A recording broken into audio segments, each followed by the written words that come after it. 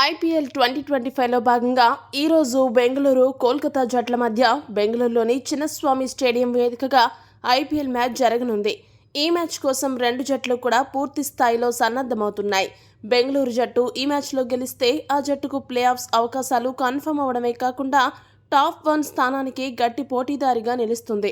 ఒకవేళ ఈ మ్యాచ్లో కోల్కతా గనుక ఓడిపోతే ఆ జట్టుకు ప్లే ఆఫ్స్ అవకాశాలు అసలు ఏమాత్రం కూడా మిగలవు. అప్పుడు ఆ జట్టు ఈ సీజన్లో ఇక అస్సాంకు వెళ్ళిపోవచ్చు.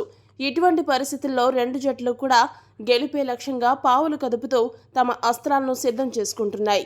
అయితే ఆ అస్త్రాలన్నీ అటకెక్కే విధంగా వరుణుడు నేనున్నానంటూ ఎంట్రీ ఇవ్వడానికి తన సైన్యాన్ని రెడీ చేస్తున్నాడు. గత కొన్ని రోజులుగా బెంగళూరులో విపరీతంగా వర్షాలు పడుతున్నాయి. ప్రస్తుతం అందుతున్న సమాచారం ప్రకారం ఈ రోజు మధ్యాహ్నం ఓ మోస్తరు చినుకులు పడే అవకాశం ఉంది.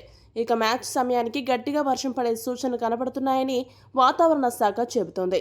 మరి ఆ వర్షం తీవ్రత ఎంతసేపు ఉంటుందన్నది మాత్రం సరిగ్గా ఎవరూ అంచనా వేయలేరు. ఒకవేళ కొద్దిసేపే అంతరాయం కలిగిస్తే ఓవర్లను కుదించి మ్యాచ్ నిర్వహిస్తారు. అలా కాకుండా ఒకవేళ మ్యాచ్ పూర్తిగా రద్దయితే ఏం జరుగుతుంది, అప్పుడు జరిగే నష్టం ఏంటి అనే విషయాన్ని ఇప్పుడు మనం చూద్దాం. ఈ మ్యాచ్ కనుక రద్దయితే బెంగళూరు జట్టు 17 పాయింట్లకి చేరుకుంటుంది. కోల్కతా జట్టు 12 పాయింట్లకి చేరుకుంటుంది. ఈ మ్యాచ్ తర్వాత బెంగళూరు జట్టుకి ఇంకా 2 మ్యాచ్లు మిగిలి ఉండగా ఈ మ్యాచ్ తర్వాత కోల్కతా జట్టుకు కేవలం 1 మ్యాచ్ మాత్రమే మిగిలి ఉంది.